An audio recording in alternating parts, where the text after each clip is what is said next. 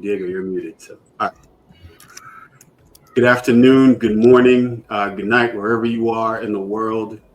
Greatly appreciate the opportunity for you to be jumping on our LinkedIn Live.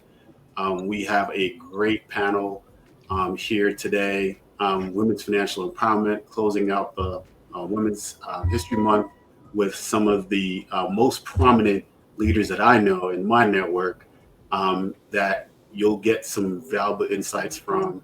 And so we appreciate them taking the time to connect with us and share, some of their experience, some of their insights, some of their knowledge with you. So your path really is around wealth, financial independence, and ways to actually leverage different strategies around building wealth, understanding personal finance, and making better decisions overall for your financial future, for your financial independence. I'm Castleigh Johnson. I'm the CEO of My Home Pathway. We're a fintech platform that works with consumers that aren't quite approval ready, and we help you to assess kind of where you are and build your risk profiles. So anyone that's interested in home ownership as a path, it's not the only, but one of the paths to build wealth. That's one of the ways that we can be able to help you. Again, we have some of the, I'll call them big dogs. I don't mean that in a derogatory way, on the panelists. So we'll go from my side: Meredith Moss, Mary Ellen Iskenderian, Esosa Johnson, but that's the first middle name, and Sarah Biller. And we'll let them give their introductions in a bit, but some of the best, smartest, most impactful women that I have ever experienced, and are able to call colleagues, friends, that help me to even understand things that we're doing and how to think better and approach wealth and communication and empathy around financial empowerment in a much more impactful way. So again, this panel is really around leveraging insights, leveraging financial tools, tips, resources around their paths and different paths to build financial wealth and independence. So I'm going to do a couple of quick stats really quick before I turn it over to the panelists to do their intro around wealth.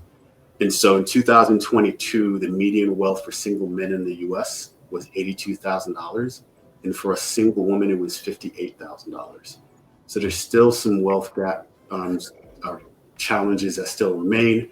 However, within that same stat, unmarried women had a median income without children, had a median income of $87,000, roughly on par with single men, and single mothers had a reported median income of about $11,000. So again, household differences can make quite a difference in wealth generation. Earnings are from 2024, women earned about 85% of what men earn now. Again, stats can be 75, some people say it's 85, but it's still not on par. So there's still quite a gap in women's earning potential.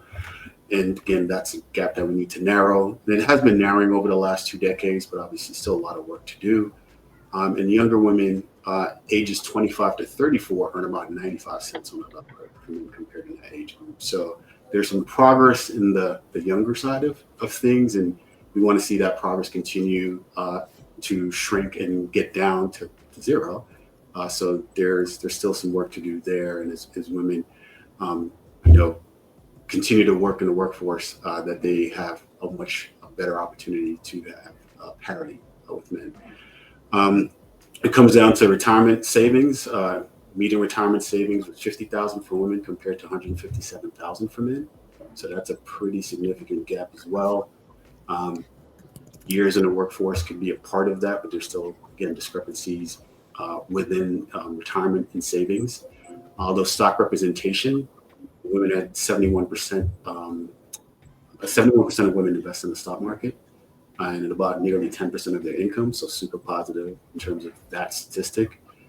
And then I'm going to close it out with something positive that we spoke to the panelists before we jumped on live. Across the 50 states, this is 2024 data, single women own 2.7 million homes, more homes than single men. So you are seeing some really interesting opportunities there where single women are outpacing single men in purchasing homes and building wealth through home equity. So there is some positive signs for how women are building wealth, as that being one of the greatest wealth drivers for just American families and American individuals. And so really positive there. With some of the stuff that isn't so positive, we have a good positive way to spin it. So I will now turn it over to some of my esteemed panelists so I can stop talking, because y'all did not show up for me. Y'all showed up for the people right here that you guys are about to hear some really dope gems from. So with that, I'll turn it over on my side to Meredith Moss to do her intro, and then we'll piggyback around to Mary Ellen after Meredith. Thanks so much for having me, Castleigh. I'm so glad to be here and proud to be affiliated with My Home Pathway and the work that you're doing to close the home ownership gap. I work as a operating partner at Presidio Investors. We're a private equity company investing mainly in founder-owned, founder-led companies in technology, media, and entertainment. And before that, I was a founder and CEO of a fintech software company, which we sold a number of years ago. And so have been sitting on both sides of the table in the entrepreneurship world. You know, round of applause for cutting checks. You sold business. Again, this is how you build wealth, opportunity to build and sell businesses. So again, you're going to hear some insights on that journey and the things that Meredith was able to do to build her company. And so we'll turn it over to Mary Ellen for her introduction. You pretty much don't need an introduction, but I'll let the audience know who you are. I'm really happy to be here with all of you, and thanks so much for the invitation, Castleigh. I'm Ellen Iskenderian. I'm the CEO of Women's World Banking. We're a global NGO and asset management company that, since our founding 45 years ago, has been focused on making sure that all women have access to the full range of financial services that you and I may take for granted, but which are to happily a growing extent becoming more accessible to women throughout the global South. But we're making sure that they have access, they're affordable, they're understandable, and they're being used. Again, powerful organization that's impacting the lives of women globally, not just here in the U.S. But access is a critical element to that. In providing access, providing literacy, providing tools and resources and support for helping women to empower themselves. And so appreciate that. Esosa, we'll turn it over to you. It actually fits right in this frame as well. Yes. Hello, everyone. Thank you so much, Castleigh, for having me. My name is Esosa Ighodaro Johnson. I'm one of the co-founders of Black Women Talk Tech. We are the largest network of Black women tech and scalable founders. We were founded about 9 years ago in New York City with the mission to help Black women build an $X billion tech company. As former founders ourselves, we found it very difficult to navigate the tech ecosystem as we were trying to build our startups, and we figured out that maybe we should build a community to help each other out. And it has been the one thing that has unlocked so many unique opportunities, funding, co-foundership, all the things. So I'll be chatting a little bit about my experience as an entrepreneur, as well as what community means. And then outside of that, my copious amounts of spare time, I also run something called Accelerator Con, which is a platform to help bring different business and accelerator programs to the forefront so that early stage founders can find places to build resources and grow. And so that's something new that I'm very passionate about because I love building business. And it's one of the things that I think, one of the ownership opportunities that I think, of course, builds wealth and allows real economic freedom, as well as many of the things we're going to be talking about today. Yeah, and so Esosa's also had, extensive opportunity to help tons of women learn about the pathways to building business, like as Meredith has done. And so that's one, again, the ways that we can think about how to generate wealth in different ways. So stock market, you get working income, building businesses, home ownership, alternative assets. There's so many different areas. And so it's also your pathway. Again, I'm a big fan and supporter of Black Women Talk Tech and Accelerator Con. So shout out to both of those platforms. And last but not least, Sarah, we'll turn it over to you for your intro. And shout out I'm going to give my own random plug. Your organization supported me as an early stage founder years ago. So appreciate you and thank you for your work that you do. Castleigh, I think actually you're a 2-time FinTech Sandbox founder, if I'm correct. I am. Right? Yes, you are yourself an amazing serial entrepreneur and a brave man to bring the 4 of us on the call with you today. So thank you. I'm Sarah Biller. I'm getting texts from friends who are in the audience. So I'm just so excited that we are going to think today together with some really brilliant men and women about financial empowerment, because my background is kind of a spinning plates, as you might imagine. For all of us, we do that well. 4-time founder, twice in life sciences, twice in fintech. I've taught at the graduate level at Brandeis in their master's program around fintech. I'm an investor and a board member. I was honored to be on Meredith's board as she exited. She's an amazing CEO. But investing also in distressed economies where capital makes a difference when you can put it in the hands of people who know how to expand and diversify. And in those economies, we know a lot of times it is the single mother you're talking about, Castleigh, who always pays back, who always pays it forward. And so the opportunity to be with you today is a tremendous honor. You mentioned FinTech Sandbox. It's my passion project. And for 10 years, we've been trying to enable entrepreneurs globally to have free access to high quality market data sets, to be innovators, because that's the only way we're really going to build wealth, is if we enable people to get their hands on capital, invest in assets, build the business of their passion, and other steps they can take. And so, Castleigh, thank you again. I'm in awe of all these women. And so it's nice to sit here with you and turn it back to you and kick this thing off. No, again, I think all you guys, just for being part of your networks, has been a tremendous honor in myself. So thank you guys again for allowing me to be part of your networks and your stories. So we'll kick this off and we will start with Esosa.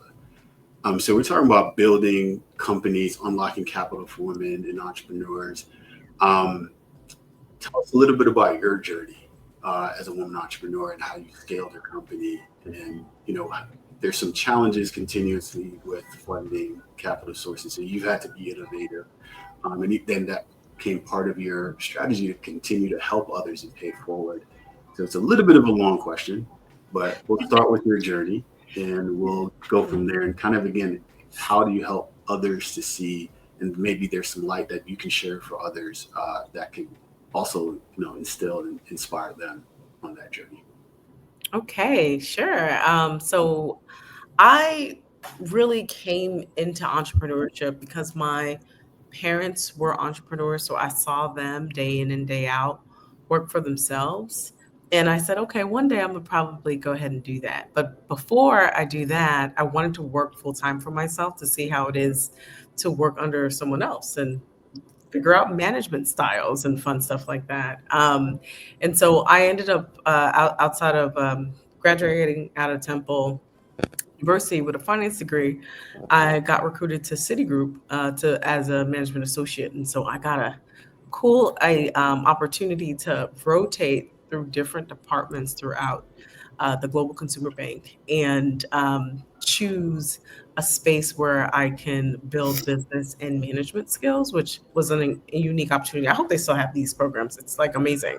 But I had the opportunity to work full time, and I decided back office or in front office, and I decided I wanted to work as an actual branch manager because I thought that would be the fastest way for me to actually manage people and gain some skills that I would likely need in the future. And so I did that. It was quite the challenge trying to manage out of school. I was 20 23, 22, and I was managing people who were 3 times my age. And so it was unique of a navigation. But in that process, I learned so much about sales and how to, everyone's a stakeholder and in your success and how to really translate that moving forward. And so fast forward, my transition from working full time at a corporate entity to myself was like, I said, okay, maybe I could figure out some money for like the first 8 months, and then I should be making money soon after that. First mistake, that's what I realized that while I was working and transitioned and decided to quit cold turkey, I decided to create an image recognition company called 𝐶𝐢𝐯, where we found a unique way to gather data online on social media by allowing people to take a photo, tag that photo, share it on social media, and it became a shoppable post where you can earn money as people bought your recommendations. But it was a neat way for us to train the model of images on the back end so that we can identify before you even tell us that that's a cat, that's a table, that's, whatever's in the photo. And at the time, stating 2012, most of our competitors were paying a lot of money overseas to tag these same photos for the same information. And so we just found a unique way of doing that to drive this opportunity. And we're really excited about the traction and excitement that folks had. But we ran out of money in about 8 months. So I found myself trying to figure out, how do I get money in? I didn't even know what I heard of an investor. I didn't understand the different levels of investment. And that's when I realized why community mattered, because I ended up running into my then stranger, but now co-founder of Black Women Talk Tech, and saying, hey, are you having challenges with everything like I am? And so she said yes, anecdotally. And we ended up saying, okay, let's try to see if we can bring a bunch of founders in one place. And we started our first year with just 30 people. And now we've grown to now across all our platforms, we're over 150,000. But in the way when we gather with our Roadmap to Billions conferences, we gather about 2,000 of us annually in New York. Now we're also in Canada and Toronto, Canada, and the UK, where we do annual conferences to help scale and grow our businesses. And I think part of the journey of learning, because a lot of what the journey is like learning as you go. Like you're building all the things you need to really be able to make a business predictable. And at the end of the day, that's what you're trying to do, right? You're trying to say, hey, I have this neat idea. I think it's going to be valuable in the market enough that someone's going to want to pay me for this. And if we can get that person that looks like that identifier, who is that ICP or the client profile you're looking for each time, that would allow you to continuously grow and scale that business and allow you to hire people. It will allow you to really start to build true equity within your community and then hopefully the world. And we try to do that at scale with tech companies. And really, when we gather at different points throughout the year as an organization, it's really quite remarkable what these women are building and how much value they're starting to impact the world. And it's just now, we've seen a lot of friction, of course, with capital infusion, friction with just even getting sometimes opportunities to get into spaces. And so we're hoping through building our networks together, we can get the introductions that matter, that keep us in business, and to continue to build our skill set to get there. At the end of the day, we're here to make sound business decisions to grow and scale, not only to add value for our own families, but the community and hopefully the world, right? And so that is how we do it within our community to continuously help them. And I'm really excited because this 9th year of doing this, we have helped, just with our pitch competition alone, um, 50 women have won in the last 9 years, and those women have gone on to raise over $50 million. And so we're really excited about the different types of impact you can make just by joining forces. And so I think one of the things I'd love to just express is finding ways to, join forces with your own little community that you can form on your own, like I did when I was like, I don't know what I'm doing, y'all. Can you help, right? Or even finding ways to partner if you're in business today with someone that would allow you to scale your company. I think people underestimate how much value you can bring together going after your own relationships, and especially with people who have adjacent services with you, and start to grow in that way. And I just want to encourage that, because especially in this market where there's a lot of uncertainty, we want to really find solutions to keep people in business. And that's a big part of what my job is. If you didn't get great insights from that, you weren't paying attention. Again, so we had a flow, but I'm going to break the flow a little bit. So in that context, you just dropped, again, you're building a business that someone potentially be able to buy, an exit. Meredith, you talked about an exit. You did an exit. I'm going to throw this to you, Meredith, partly a softball, and I'm going to give you a non-softball. So in terms of businesses, there are lifestyle businesses, and then there are like investable businesses. How would you describe those two, Meredith, so that people kind of get a sense like, yes, you want to be a founder, an entrepreneur, or a small business owner. There are different types, and then there's going to be different funding sources, different support that you're going to need. So how would you describe both of those two things? Yeah.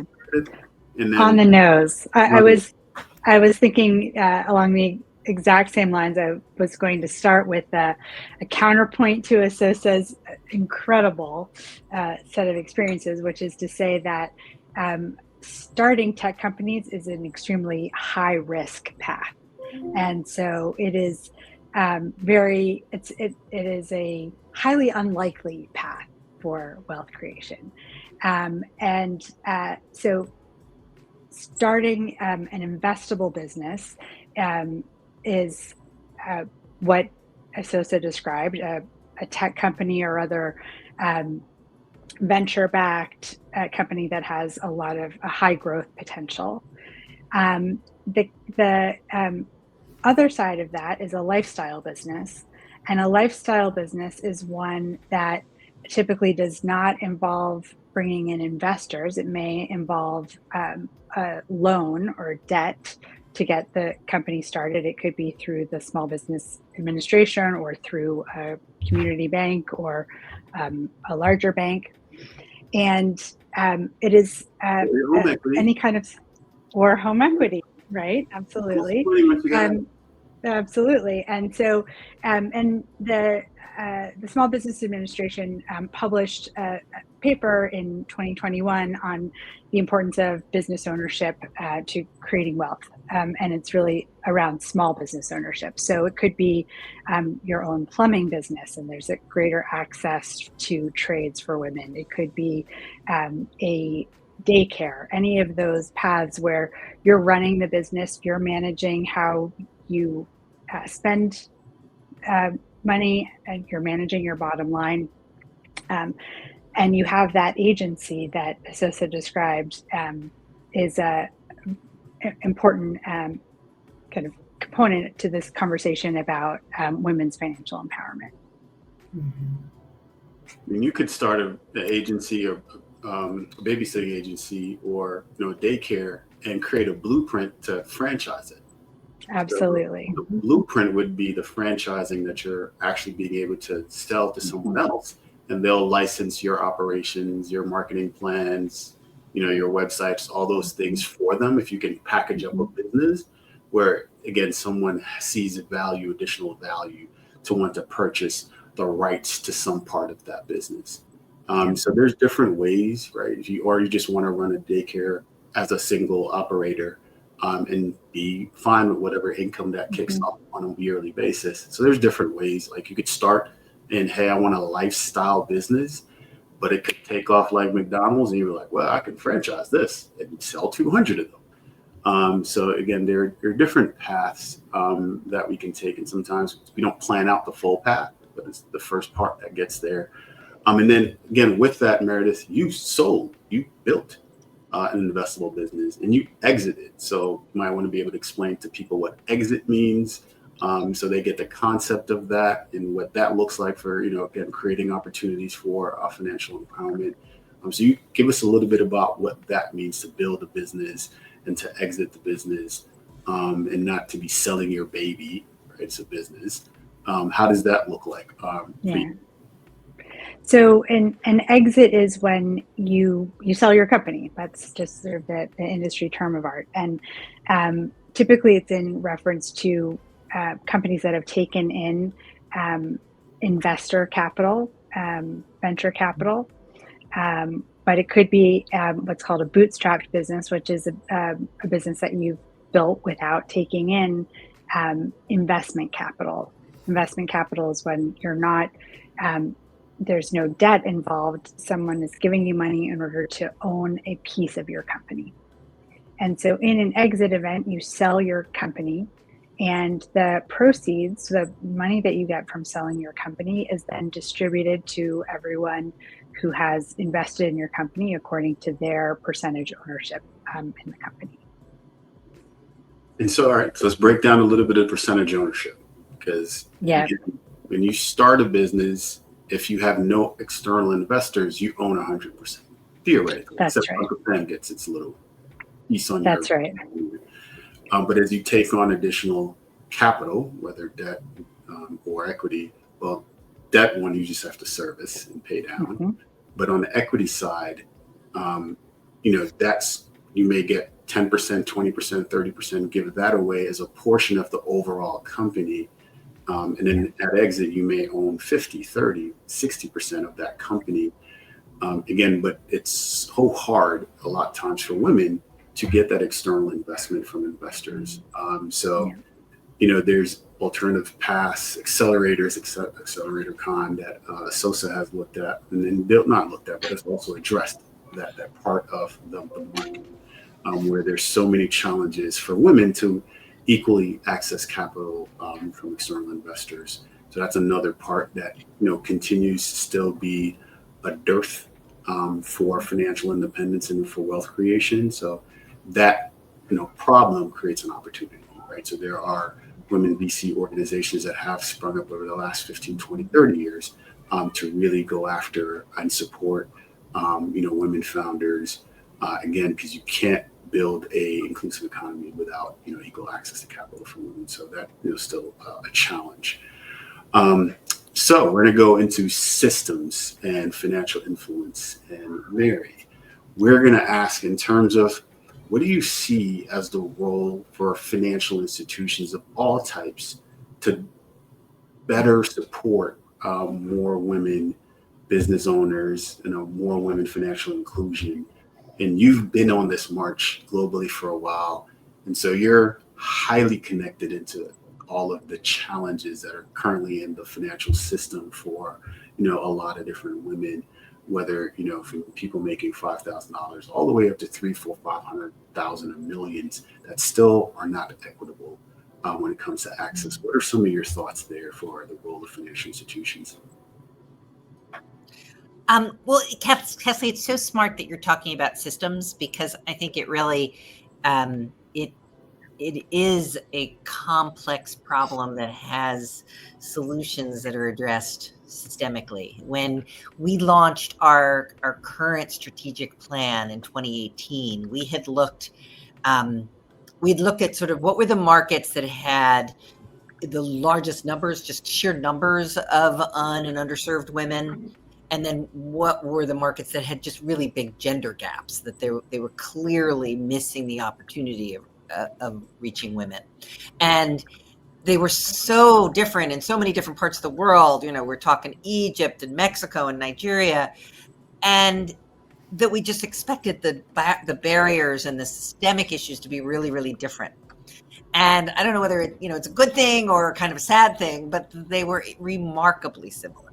And you found like barriers for the women themselves almost always were around things like they just didn't have an awareness of what was available to them. And I think some of the conversation we've had just now is kind of an indicator that maybe women may not realize what opportunities are available. And then if they are available, they're not necessarily confident in their use of them. We see, cell phone technology has become the absolutely prerequisite way that people are gaining access to financial services across the global South. Women are much less likely to have smartphones in their own name. If they have them, they're not necessarily sure how to navigate them and use them effectively.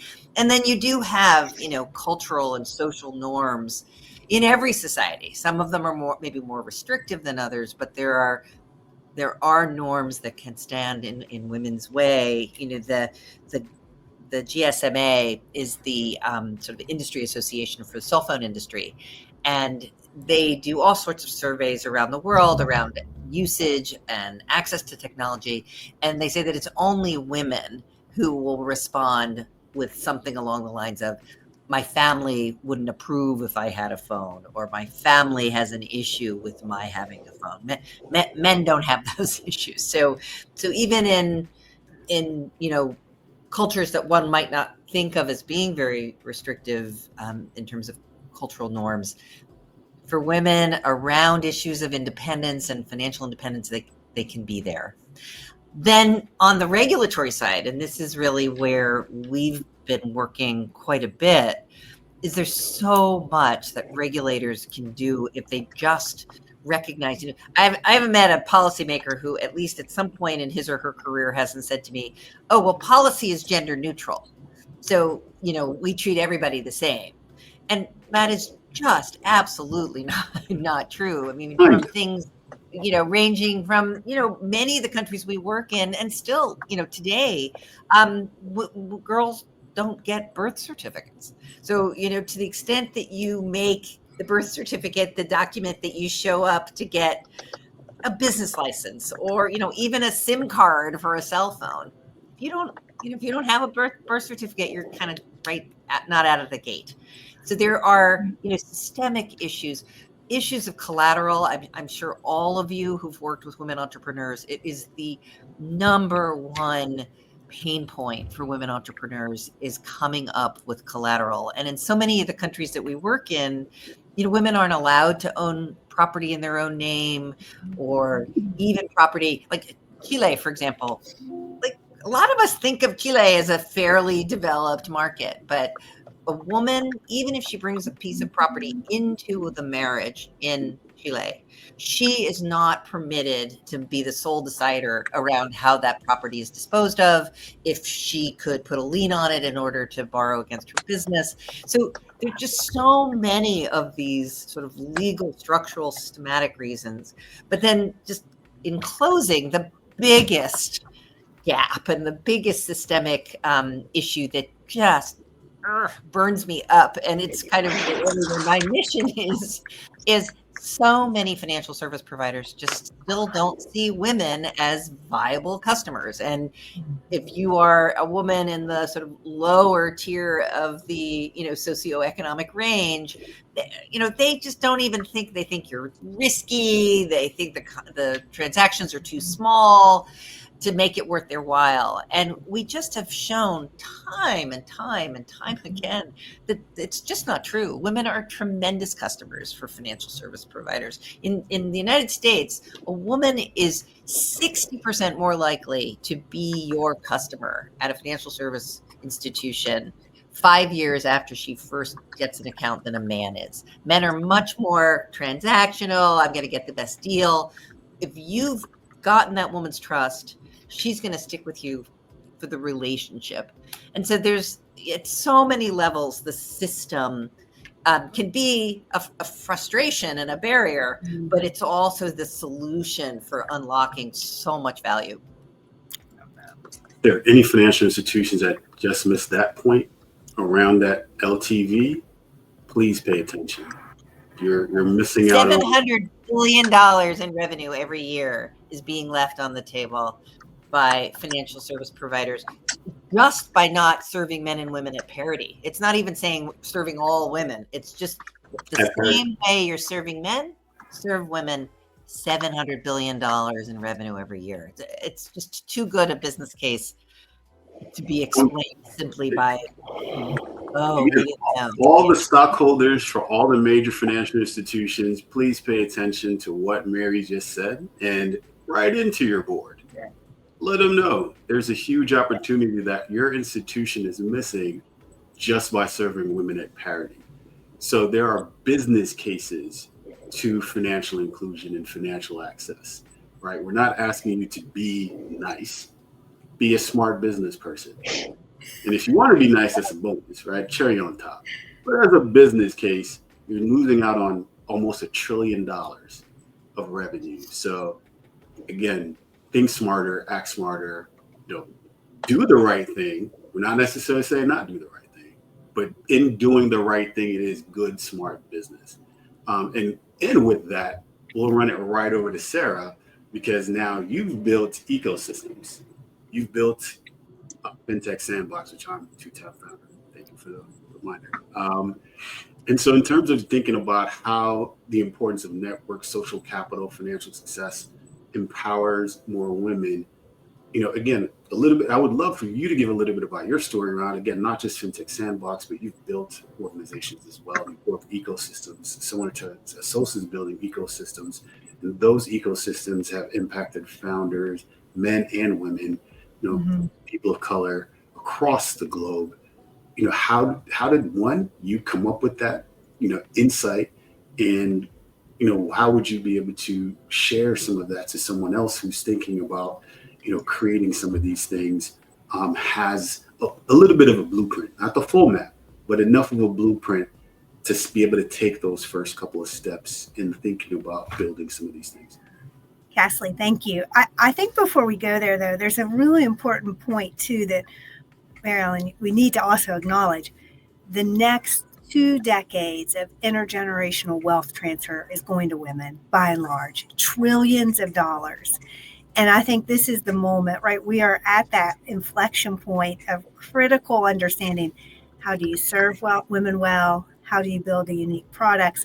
How do policymakers take advantage of this opportunity for economic expansion and diversification? The power of the purse, just for a minute, is vast today, and it's only ever increasing in the future. So I don't want to miss the point to say it's not just now; it's coming. So start building now for that. What is that transition like? Was it 30 trillion or something like that? Don't quote me on the exact number, but it's a really, really big number of that transition, wealth transfer. I think you missed a zero, but go ahead, Mary Ellen. What is it's? I missed a zero. Yeah. Again, please, financial institutions, pay attention. Yeah. But real quick on this sort of idea of community, because I think it's been a really consistent thread through our conversations for both good and bad, right? The community in which you're born into oftentimes can almost dictate your future if we don't figure out how to have systematic change. And that's true in South America with women and other places. And I think going back to my own story as a child of Appalachia, growing up on the side of a mountain, where community was so important, I learned that very early on when I built my first financial services company, that I was confronting a problem with a lack of access to a needed input, which is data, which is what's been shared here too, and partnered with a really incredible investor named 𝐏𝐚𝐳𝐿 to build FinTech Sandbox for no other purpose but to ensure that data for free was put in the hands of innovative entrepreneurs who could do something with it. And you're right, Castleigh, you came to us and went through that program We try to remove the friction, and I think we're all surprised it worked. I think we were kind of crazy when we started it to think we could take an asset like data and put it in the hands of entrepreneurs. But again, as I mentioned, it is global. Across the 400th entrepreneur who's gone through our program. They've raised almost $3 billion in totality coming out of it. We've had some great exits. But I think more urgently, to the point that we're talking about, is that we're in a place where financial services innovation can be far more impactful. It can be far more of a driver of outsized success, because it's a great enabler. When you put capital in the hands of women, they do something with it. They build something great. They return an investment at a great strategy. And they also influence their communities to be better. You can't be something you don't see. And I think that's what's important for all of us as women in financial services, is that there wasn't always a pathway. I mean, when I went in finance, I was joking this morning with my husband. I joined the venture capital team at MCI, the long distance company. For those of you who don't know what that is, my mother thought I was going to be an operator. She thought I was going to be a switchboard operator, as opposed to connecting homes and investing in strategies that did that. And so I'm a big believer, Castleigh, in this thoughtfulness that we all have a community responsibility to help others build a bigger pie. We don't have to slice up our current pie. Muhammad Ali talked about service to others is the rent we pay for being on earth. And I think that's what the innovation cycle is about in financial services. For each of us in our unique ways, what we're building has breadth and it has depth for the next generation. And so that's my response to kind of the community building. And there's a great team behind each of us that's helped us do these things, just like at FinTech Sandbox. Right. So we've mentioned the theme of community, obviously, in supporting each other to get to that next level and to create paths for others behind you, as well as, reaching forward. So again, I will also do this shameless plug. Meredith and Sarah are also people that help me and my advisors in building my own pathway and continuing to get to our next level. So again, appreciate your guidance as the powerful people that you are, that you've decided to help me as well on our path to making access more equitable. So again, if we're thinking of, there's some challenges, we know there's continued challenges. What are some positive signs that you guys all see around women's progress in financial empowerment, in the financial gains, and in ways that you think we're starting to see some positive? Obviously, we know that the gap's there, right? And so what would you say around what your observations have been around in the last, say, couple of years? Obviously, we were in a more interesting time. But what are some of the positive sides that you guys have seen in terms of women's financial progress over the last couple of years? And I'll leave it to anyone to take that one. Who wants to jump in? I'd love to hear Mary Ellen's thoughts on that. Yes, me too. Okay. I did want to say, though, my grandmother was absolutely convinced that I was a teller as well. So she's right there with your telephone operator. Yes. Love it. And So I guess it's one of those places where it's a little hard sometimes to find the really the anything other than anything that's too bleak. But one thing that I am really heartened by is, it's one of those things that you always thought was there, but you never had the data. We now have the data in our investment portfolio.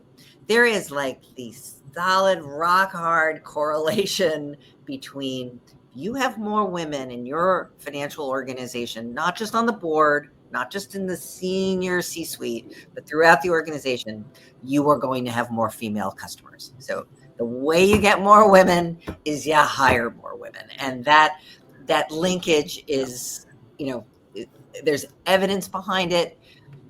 The way products are designed when you have more women in the, involved in designing them is going to be, you're just going to deal with women's pain points. You're going to message them differently. You're going to serve them differently. The thing that I guess I'm really heartened by is we now have trained literally thousands of women banking agents across rural India and several countries in sub-Saharan Africa. And they get not only higher marks from both men and women customers, but again, the business data is amazing. Higher sign-up rates for new accounts, higher conversion rates from signing up for the account to opening it, higher balances. If there's a loan, it's a better repayment rate of their client set than the male agents, and they're much better at cross-sell. And women are actually much more likely to be open to cross-sell for some of those relationship reasons we were talking about before.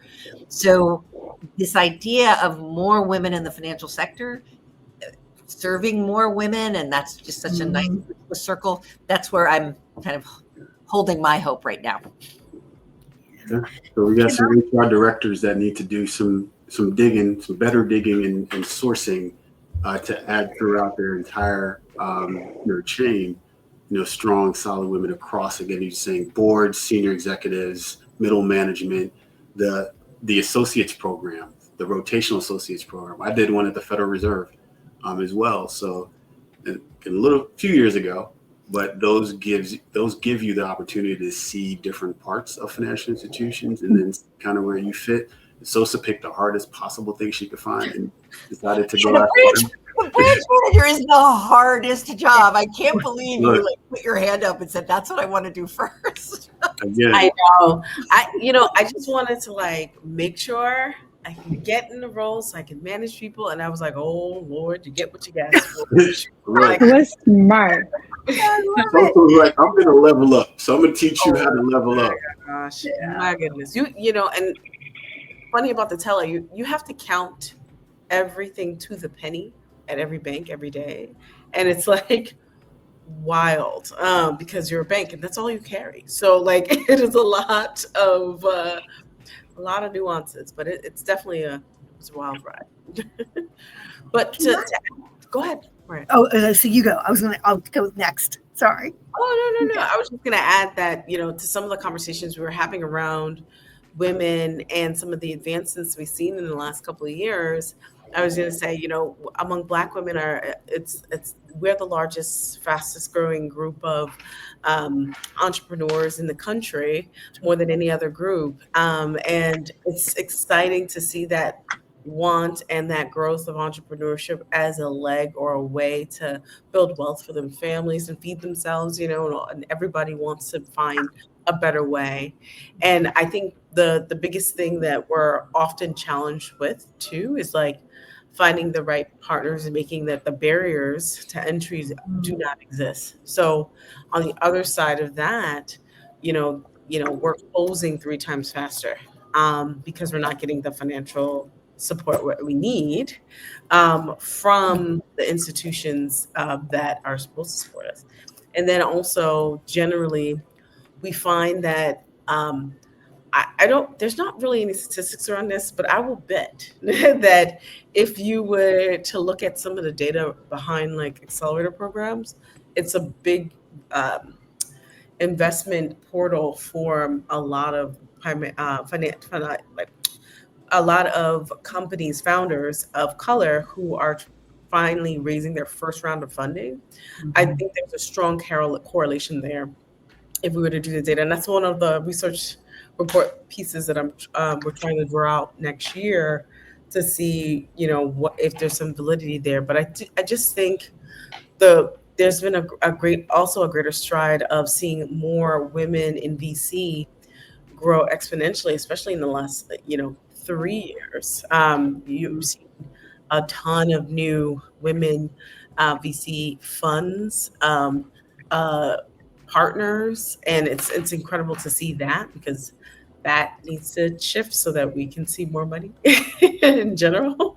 And then, I think it's great because when you see the opportunity ahead, especially if you can be a part of it as a founder, if there's any founders in the room, just encouraging you all to just start, and the opportunities are in the networks and communities that are all over this call and throughout the country that are here to help you grow. And so I think it's important just to seek them so that you can leverage them to your own advantage. And I remember I heard this one interesting quote that said, I think they said 9 out of 10 businesses fail. And some people will look at that and say, that's terrifying. And then another person I ran into was like, oh, I just have to create 10 businesses and one of them will hit. And I was like, I got plenty of time. So it's like, that's awesome, right? Because at the end of the day, you're testing and you're experimenting to make sure these things make sense for the market you're trying to build for. And you learn that over and over. The faster you are to test in the marketplace, the easier it is to get to what you're looking for, which is a viable business that can grow and scale over time. So that was Sarah was next. I want just one thing that I'm going to have you say. How many accelerators are there? Because you had the stat last time. Oh, yes. So share that number for the audience, because I was way under when we had to guess. Did you all ever guess how many accelerators you think are in the US? Did we do that game already? I'm going to opt out. I can't remember the game. Yeah. So, did you do the game or no? No, I don't think everyone else. I'm the only one that did it for sure. So okay. So I would love for our esteemed panelists to guess how many accelerators do you think are in the US alone? Give me your best guess, each of you. Sarah, you go first. Okay, so 50 states. That's where I started to. Right. I'm just going to go ahead and say that there's 1,000 plus. Okay. That's a safe bet. 1,000 plus. Yeah. It's so funny. I went to 1,000, so I'm going to double down on Sarah's 1,000. I was thinking lower. I was thinking 50 states times, how many could there be in a state? Exactly. 30, 50. So yeah, there's some states that don't have a lot. So there's some states that don't really have that ecosystem built. So you can kind of wipe them out. Yeah. Normalize. Yeah. Sure. And so what I discovered in my research is that there are nearly 3,200 accelerator programs in the US alone, not including incubators or studios, just accelerators. So there's a ton of resources out here that people are putting together to help support your business. And so that's a big part of why I started Accelerator Con, because my jaw dropped when I heard that number, because I was like, are you kidding me? I had all this support out here to help me figure out what an investor was and all this other things. So I wanted to make that available. And we do the same thing also at Black Women Talk Tech, because that's the best way of bringing resources to our community so they can grow.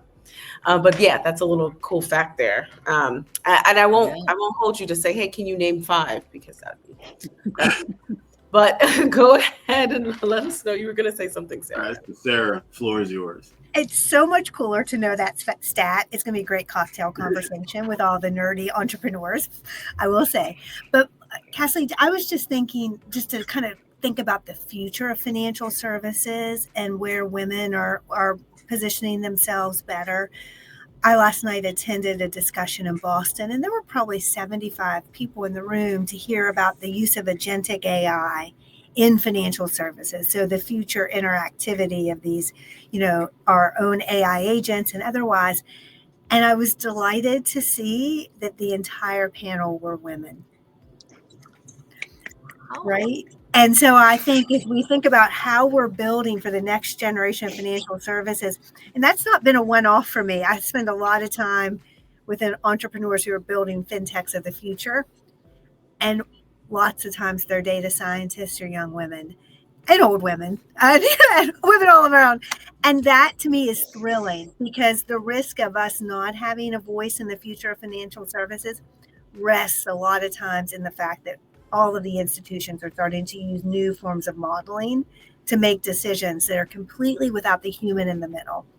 And so I'm super excited every time a young woman who walks up to me who's a data engineer, data wrangler, data scientist, just wonky with the data. Because I'm like, you are going to make a difference. And so I think that's another place that we should be excited about, is that we see, can I say, a new pathway for women? We appreciate the plug, by the way. Thank you.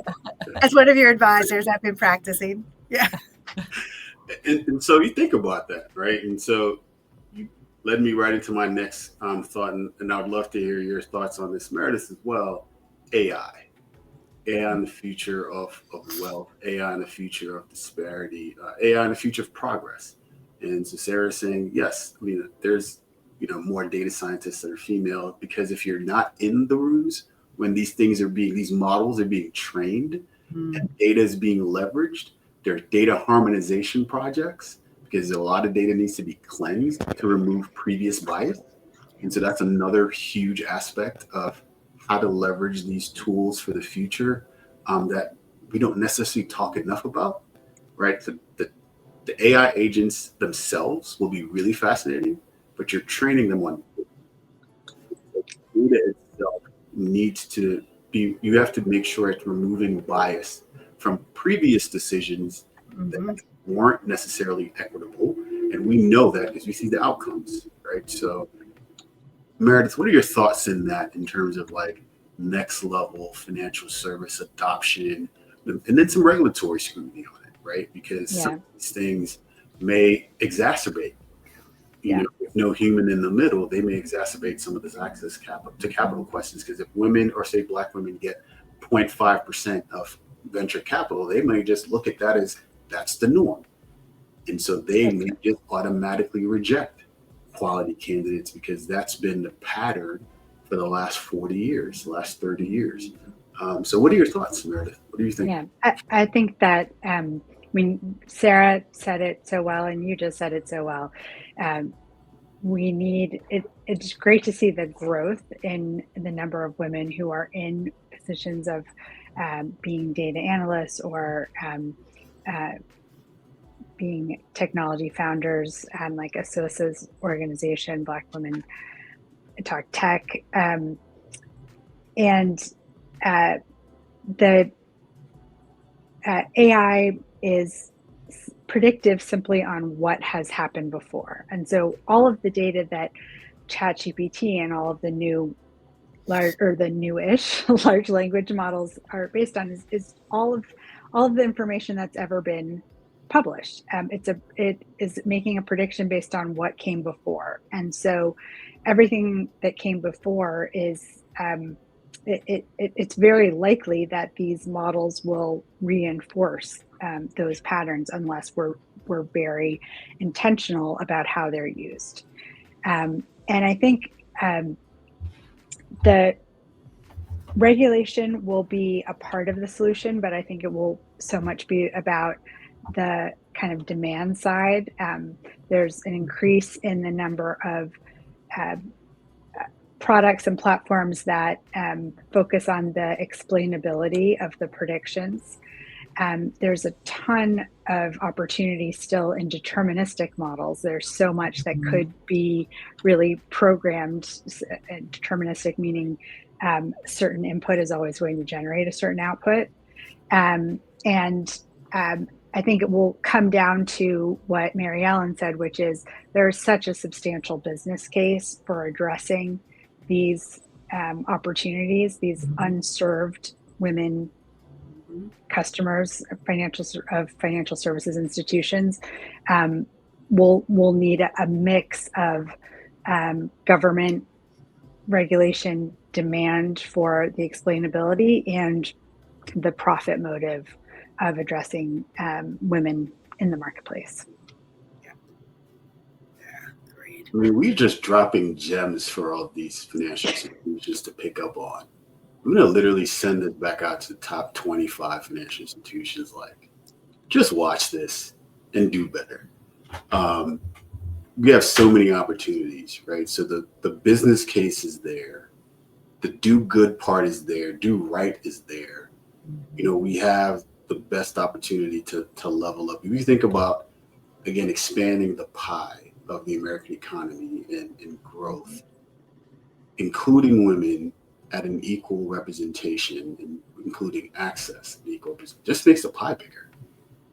We go from 12 to 16 inches, right? Think about how much more we can do for our GDP, how much more we can do for our wealth building as a country, right? So from even a selfish standpoint, right, politically, policy-wise, leadership-wise, it's beholden to us to really remove barriers. And so we've done so many things. BAU is synonymous in banking, business as usual.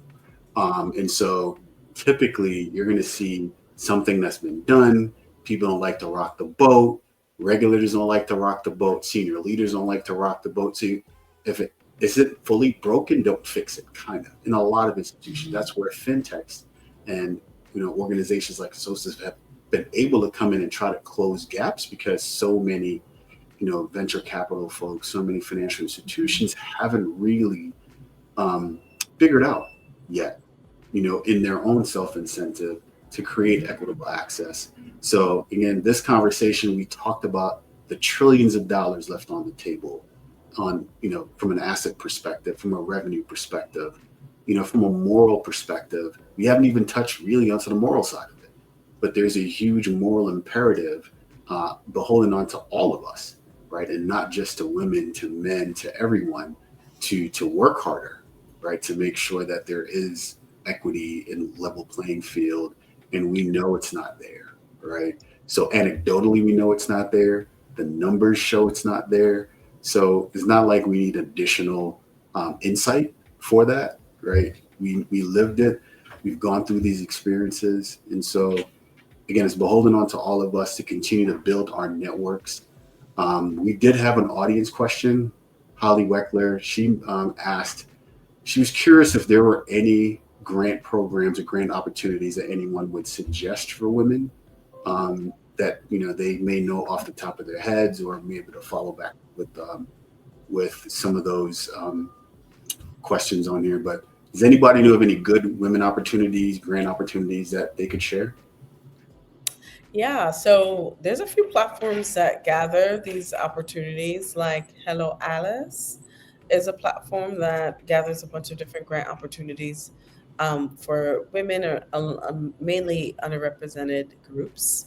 And another platform is called Millennial Mogul.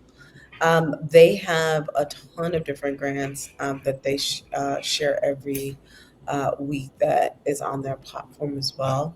And depending on, there's so many different types of grants, from government-based grants, where I know there's a fun stat that's like 80% of all grants go unanswered because no one's applying for them. So there's a ton of money out there that we're just waiting for you to apply. So even with government grants, especially preparing you for the application process, there's a lot of government training that's by state and federal government grants you can go after. So there's just a lot of opportunities and nuance. And also, sign up for Black Women Talk Tech's newsletter. We send grants and opportunities all the time, as well as making sure that you're in it to win it where it matters. We're on May 15th and 16th, we're having our next Roadmap to Billions conference. And one of the conversations and topics is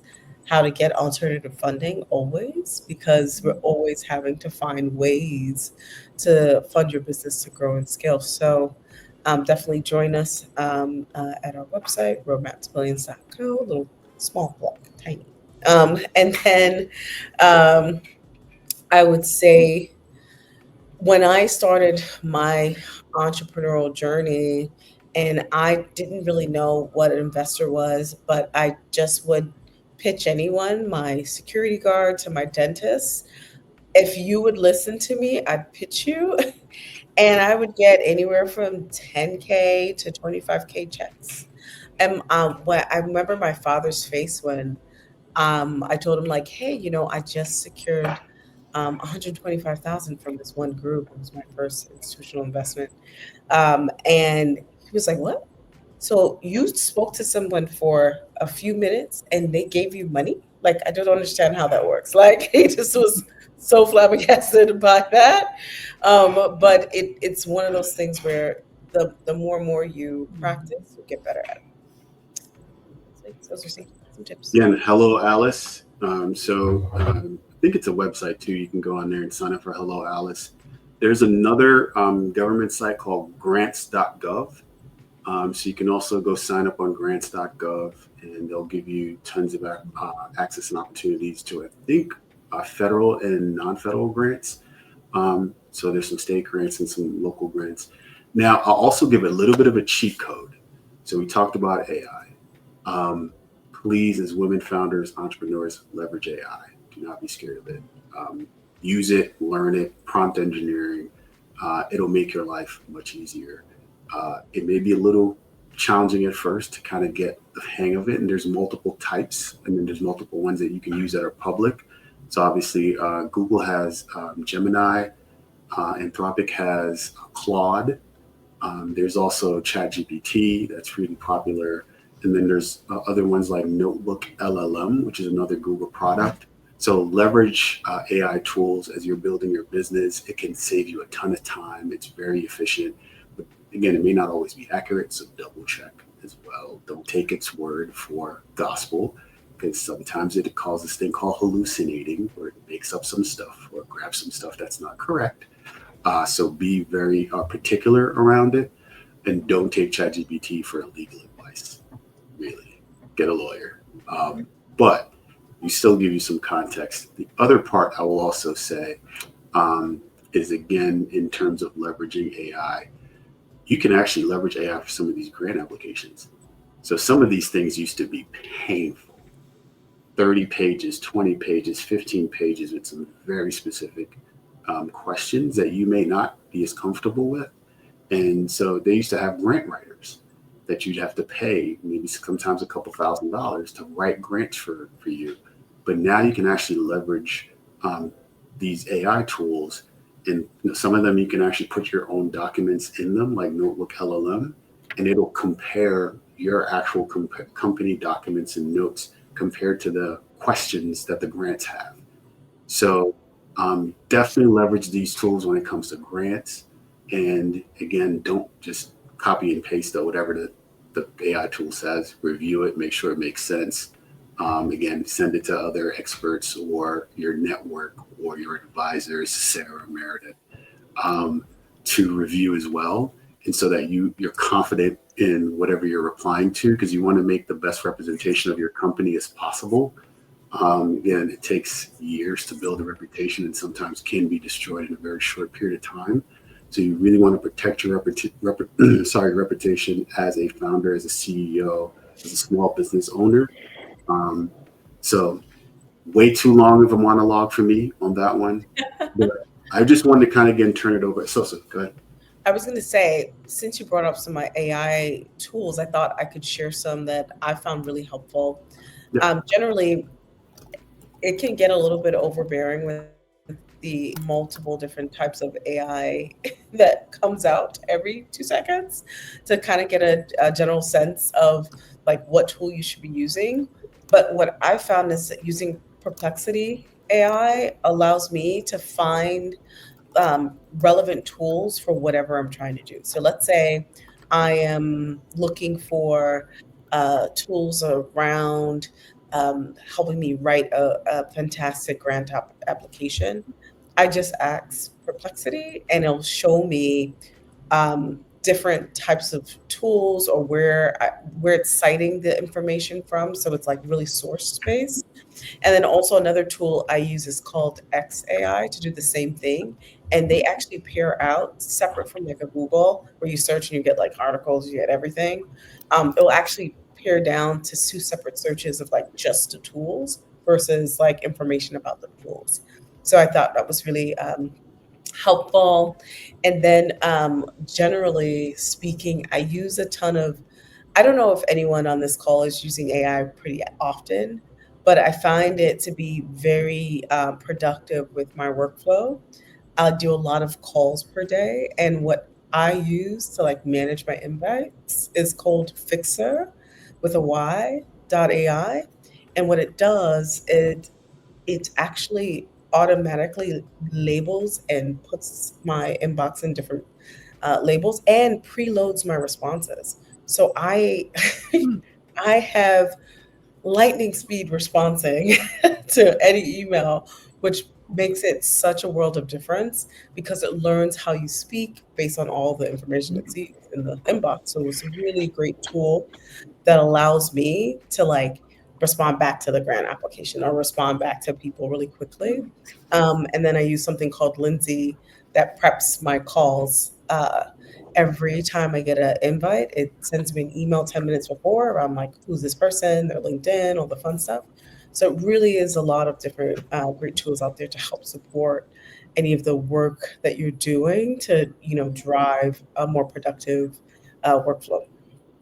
So I just had that. And here I thought I was special. I was getting responses back from you shortly. I guess not. Thank you, Esosa. So again, I'm going to open it up for any last insights, tidbits that you guys would like to share with our audience today. Again, we could go on for another couple hours because you guys are truly amazing and just some of the best gems that I've ever worked with and had opportunity to connect with. So anything that you would like to share in terms of wealth, in terms of insights or perspectives that you guys have for our audience today. Mary's still in thought, so I'm going to go Sarah. Mary's in there. Yeah, I'll leave one answer. As a woman, invest in yourself. Tap out your 401k, find better forms of, broaden your educational opportunities, anything it takes, but invest in yourself. Maybe I'm a corollary or even slightly cautionary addendum to that. You mentioned in the opening statistics, Castleigh, about retirement savings. And that really is one of the areas that women just have. It's frightening, actually. Women over 60 are the population in the United States that falls below the poverty line fastest. And it's such a triple whammy. We make less over our working lives. We come in and out of the workforce, so we're much more likely to be in jobs that don't qualify for 401ks. Yep.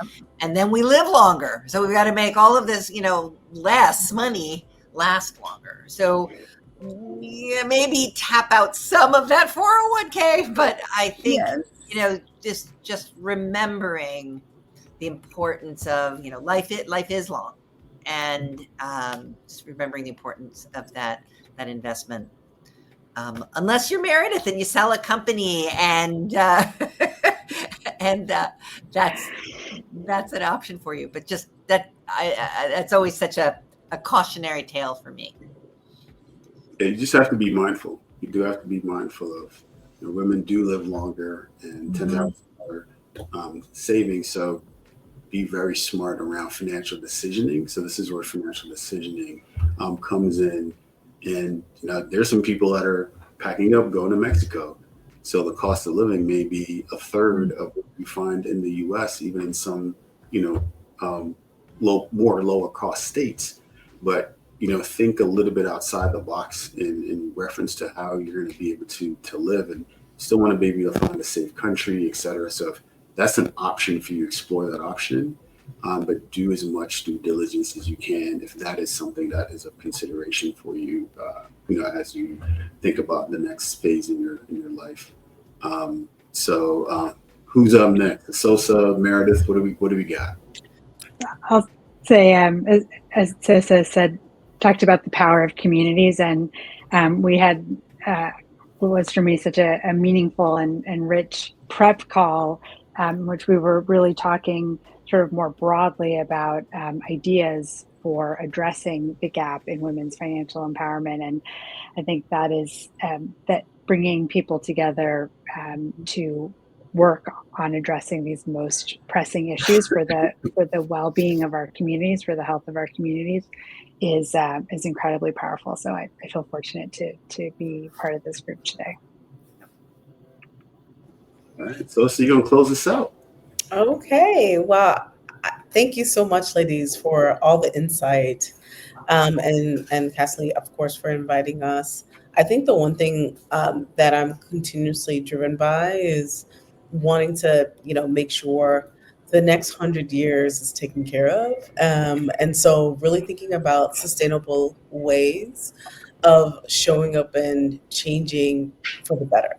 And I think the best way you can start to doing that as a woman, I think, is to making sure you take care of self. And because as women generally, we're often last. I can definitely speak to that, forgetting everything else, always about myself, and always like caring for my home or my business or everyone else first, but really put your own mask on first so that you can have enough to spill over to be able to support others. And so that means investing in yourself, like Sarah said. That means, really taking the time to take stake of what you have and push the limit. I'm thinking about what can I invest in passively that I can, maximize my downside risk on my investments or money in general. Mm-hmm. So that way I know that I'm taken care of no matter if I'm fighting the good fight or not, and so that I can continue to do that. But so that's my words, and thank you so much for having me. Good ones. All right, so before I close out, thank you guys. Greatly appreciate the opportunity for you guys to share with our audience today. We have one more ask, and this is actually directly to Esosa. We'll take this offline a little bit, but I'll give you the ask. So someone said, can Esosa do a webinar on AI tools? So, Yeah. ask for you under Black Women Talk Tech or Accelerator Con. Please do. So Yes. we're plugging that into a webinar by Esosa. So we shall hopefully put that together. And again, thank you guys so much for taking this time out today. For the ones that were here today, I'm going to see if I can drop in some gems from our prep call, because we had some fire in the prep call. So you might want to pay attention to some of that fire too. This one is also super insightful. Again, you have some of the best, most powerful, impactful women that I've run into: Meredith Moss, Esosa, Sarah, Mary. I so thank you guys for this opportunity to share. And for anyone, again, shameless plug for My Home Pathway. If you're interested in home ownership and you're not quite ready or don't think you're quite there, if you have been rejected, please sign up to My Home Pathway. We're here to help you, put you on that right financial path to get approved and to get into home ownership. And then if you're realtors or lenders that have consumers that you can't work with today, reach out to us, reach out to me, and we'll set up some partnerships to see how we can actually create those opportunities. Because at the end of the day, better access is good, smart business. That's what Sarah loves to tell me and remind me. I love it. It's like embedded in my brain now, Sarah. So thank you to all the panelists. Thank you for your time. Thank you for your experience and your insights that you've shared today. And for just, again, allowing me to be part of your networks and continuing to pour into me as a founder and what we're doing for impact. So greatly appreciate this on a Friday afternoon. Thank you again, and looking forward to doing more together. And this will not be the last time we all get together. This is just the first of many gatherings. And so again, thank you guys for joining us today. Okay. Signing Thank you. Thank you.